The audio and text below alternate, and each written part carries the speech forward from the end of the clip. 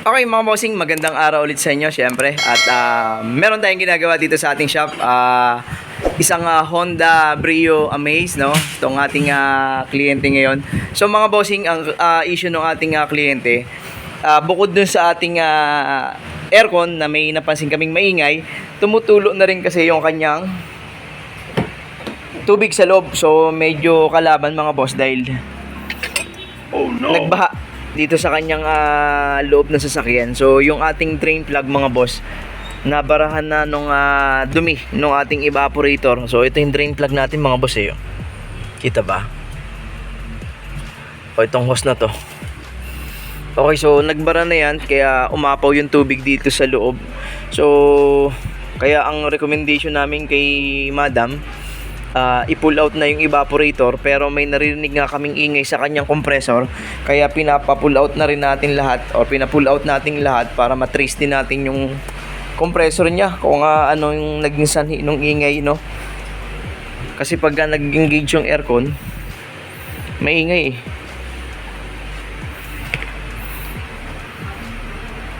Paano kaya yun? Gumagalaw nga yung kanyang ano. Ako yung magandang gawin dyan, Pong. O mga bossing, titingnan namin yung kanyang compressor kung anong magagawa natin. Kasi meron talaga siyang ingay, no? Tapos, pumunta sa atin kasi itong ating kliyente na to, nung nakaraan, nagpa-load lang siya ng Freon. So, may leak din kaming hahanapin dito dahil nga nagbawas ng Freon nung nakaraan to. Niloadan lang natin. Pero isa yung compressor, ang pinaka may malangis eh. Okay, so tingnan natin kung anong makikita nating magandang gawin dito sa ating Honda na to, no? So kaso parang nag-aalangan tayo din sa compressor kung saan siya maingay, kung sa loob o yung pulley. Pero tingnan na lang natin mga bossing. Papabiyak muna natin yung compressor na yan, no? Para malaman natin kung anong gagawin. Mga bossing, ito yung pinakang desiccant bag niya o yung pinakang filter niya. So medyo sumobra na rin yung kanyang dumi, no? Kasi nga may konting ingay yung compressor eh. Pero sana naman hindi ganun kalala yung problema ng compressor natin. So papaligtas muna natin dahil siya yung may pinakamalangis sa linya, no? Evaporator, nasaan evaporator niya? Hindi ba to? Okay, ito yung evaporator niya. Evaporator niya, may laman din pala to. Okay, may nakalagay na 141B sa loob. Okay, yan yung evaporator niya. Medyo bulok-bulok na rin. Makabulok-bulok naman. Okay, medyo hindi na magandang condition mga bossing, no? So, yan yun. Original pa naman yan. Pero yung condition niya, hindi na siya ganun kaganda, no? So, napaliwanag din natin sa ating kliyente to, no? Para at least alam niya kung anong ginagawa natin. So lahat naman ng mga ginagawa natin dito sa shop, pinapaliwanag natin kung ano yung nakikita natin sa ating mga piyesa, no? Para at least alam ng kliyente kung anong nangyayari, no? So pagka ganyan kasi mga bossing na hindi na ganun kaganda yung kondisyon, no? May mga pagkakataon na pwedeng bumigay yan anytime, no? O kaya kung halimbawang makitaan natin siya ng hindi ganun kagandang kondisyon, ina-advise natin yan. Pero kung wala pa naman pamalit, sinusulit natin, pero dapat alam ng ating kliyente, no? Para hindi tayo nagkakaroon ng sisihan dito sa ating mga ginagawa at alam niya kung ano yung kondisyon ng piyesa niya. Okay, papaligtis lang muna natin yung compressor. Okay mga bossing, niligtis natin yung compressor niya dahil nga nakitaan natin siya ng malangis sa kanyang katawan, pero wala namang singaw. Wala naman nagpapakita ilang PSI, 200 plus, no? So kasi ang purpose natin ito, kasi kaya natin binaba dahil nga may nararamdaman tayong ingay, pero yung bearing, check pa natin kung nandun yung ingay. Kasi pagka nag-engage yung aircon, dun niya mas nararamdaman yung ingay o dun mas lumalabas eh. Hindi na mas sobrang lakas, pero meron siyang ingay. So kaya sabi ko kay madam na may-ari, unahan na, may flashing, mapalitan ng desiccant bag, tama naman dahil madumi na yung desiccant bag natin. Tapos yun nga yung dahil issue natin na bumabaha sa loob, no? Kaya sinabay-sabay natin yung ating trabaho. So wala naman singaw, pakita lang natin sa may-ari. Okay mga boss, pinapa-wet vacuum na natin yung ating ano.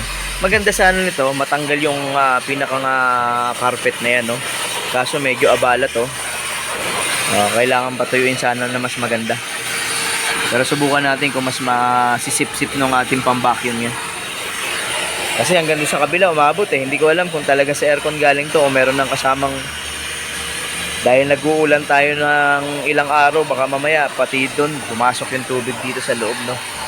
Kaya pagbabasihan natin yung ibang mga pump kung alin yung basa. Ito mga bossing, oh, nakita nyo itong basa na to. So parang palagay ko hindi na sa aircon galing to. So baka meron siyang sabi naman ni Madam may cover naman yung kanyang sasakyan, no? Pero baka mamaya tumatagos pa rin. Kasi kung sa aircon yan mga boss, dapat hindi dyan nanggagaling yung pinakang tubig na yan or hindi mabababa dyan. Pwede yan doon sa dalawang harap, baka pwede pa. Ibig sabihin ganun kalala, kinargaan to namin ng Freon, parang wala pa tong mga isang buwan siguro, 2 linggo, 3 linggo. So mga ganun nakalala o kabarado yung drain kung ganun. Pero palagay ko baka ano to, may pinasukan na iba. O papaano muna natin, wet vacuum muna natin yan. Sige Mel, higupin na yan.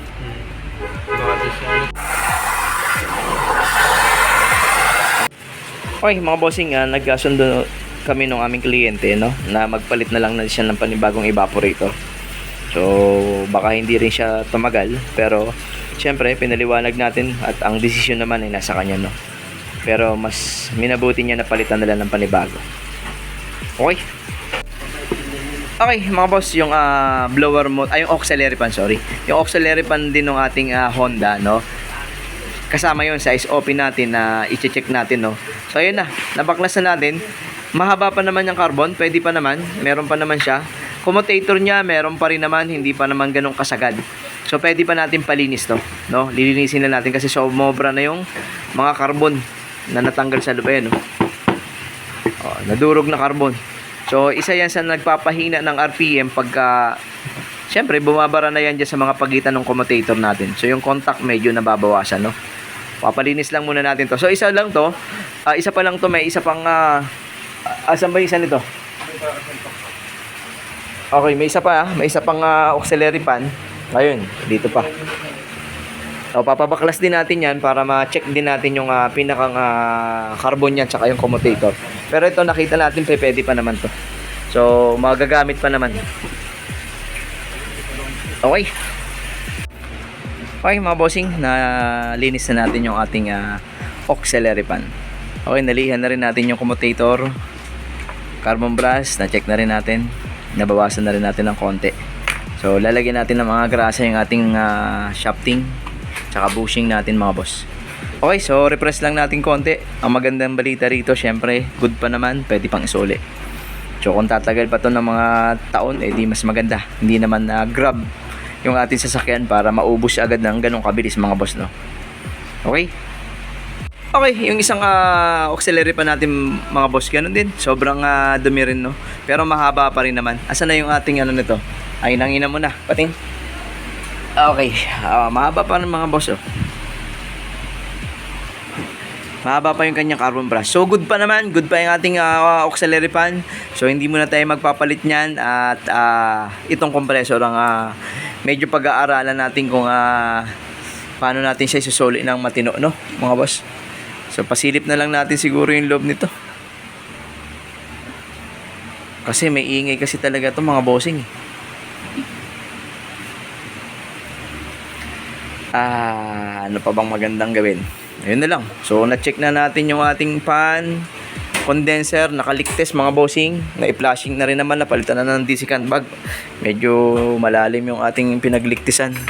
Andiyan nakababad sa ating drum. So wala naman singaw. Kasi yung ating ligtisan doon medyo nagkaroon ng problema, nagbara. So hindi namin mapalitan ng tubig kaagad. Okay, so fan good. Evaporator syempre bago na. Ito yung ating lumang evaporator. System. So yun na lang, kompreso na lang. Kompreso na lang asikasuhin natin. Okay.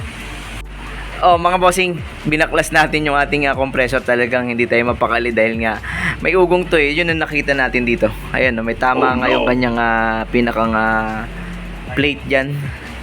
Ito rin, mga bossing. Ayan, no. Yep. Pwede pa kung pwede pa, pero ang problema nga, siya yung pinagmumula ng ating black oil.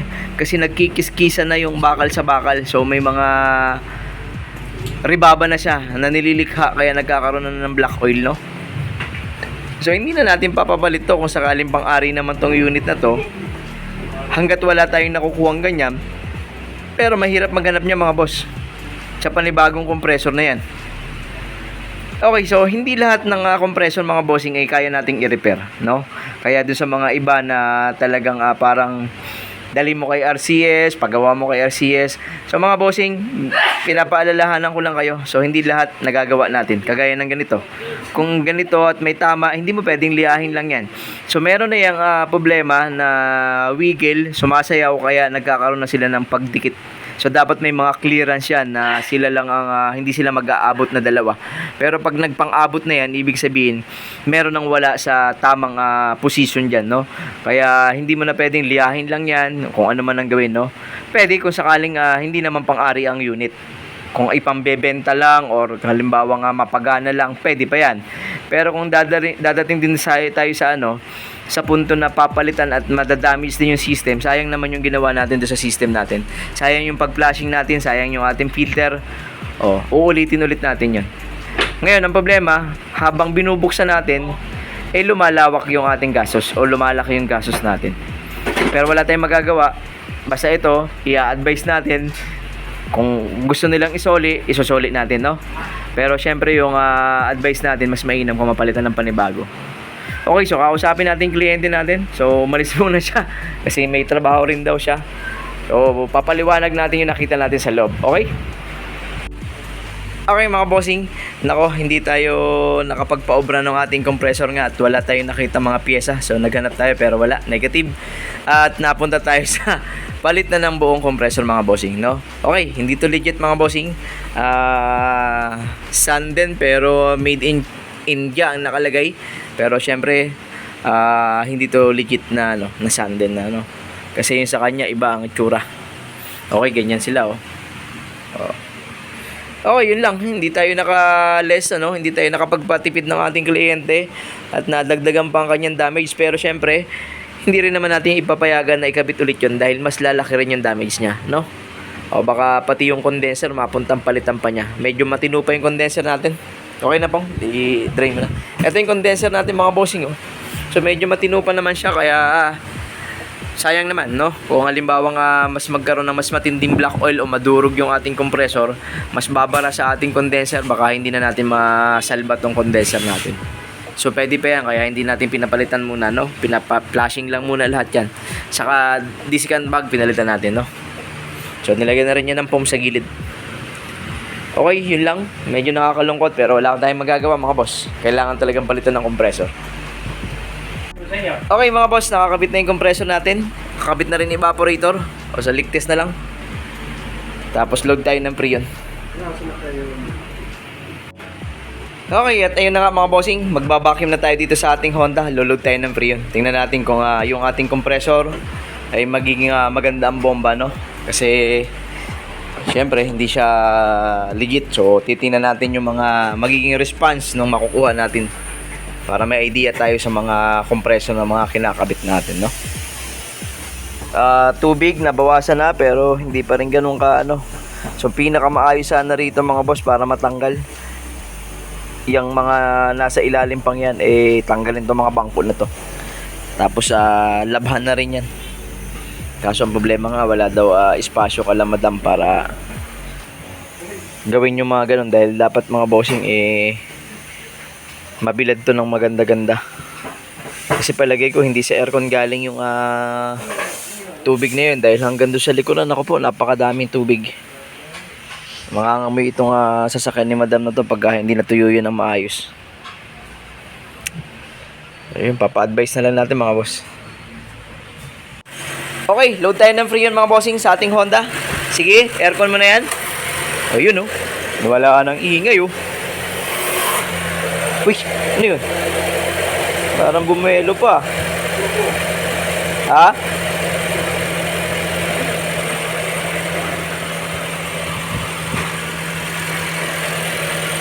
Gumagana mga fan.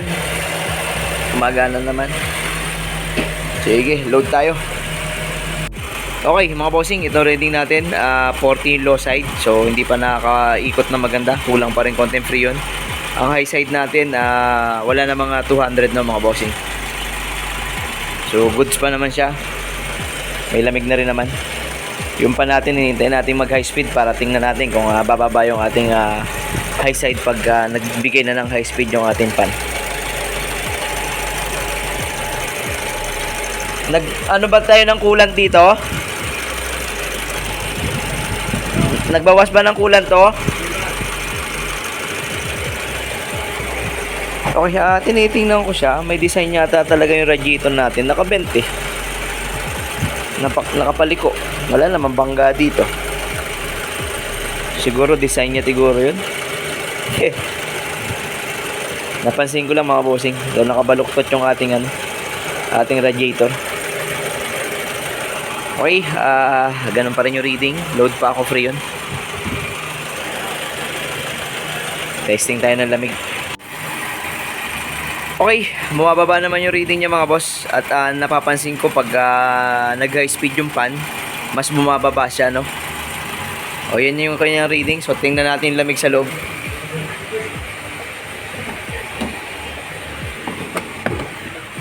Meron na ba? Ano yung maingay? Blower? Okay mga boss, mababa na sa G's yung ating nakuhang lamig, no? So tingnan natin dito sa ating infrared na to, no? Kung ano makukuha niya.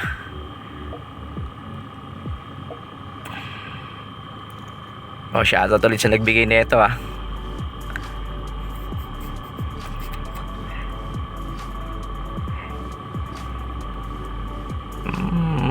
Malamang magne-negative to syempre.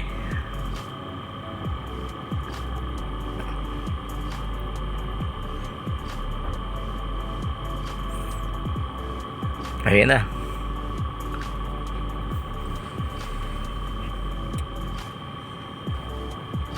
Negative 5 na.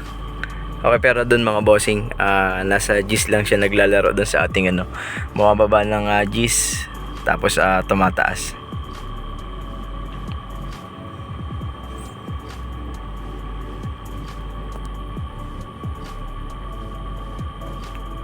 Okay, so yan yung nakuha natin dito sa ating infrared na scanner na to. Itong ating thermometer na to. Pero syempre, mas gusto natin yun. Mas challenging yun eh. Pero may maingay na konti sa ilalim. Pag pinatay ba aircon, wala.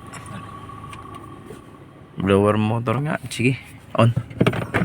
May ingay na rin yung blower motor ni madam.